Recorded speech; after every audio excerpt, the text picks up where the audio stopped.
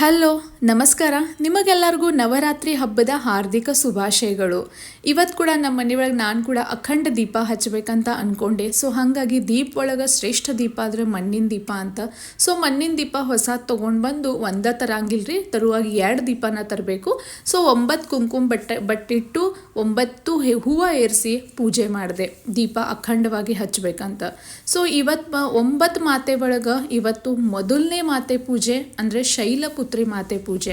ಶೈಲಪುತ್ರಿ ಮಾತೆ ಪೂಜೆಗೆ ಬಿಳಿ ಬಣ್ಣದ ಬಟ್ಟೆ ಹಾಕಿ ನಾವು ಪೂಜೆನ ಮಾಡಬೇಕು, ಭಾಳ ಒಳ್ಳೇದಂತ ಹೇಳ್ತಾರೆ ರೀ.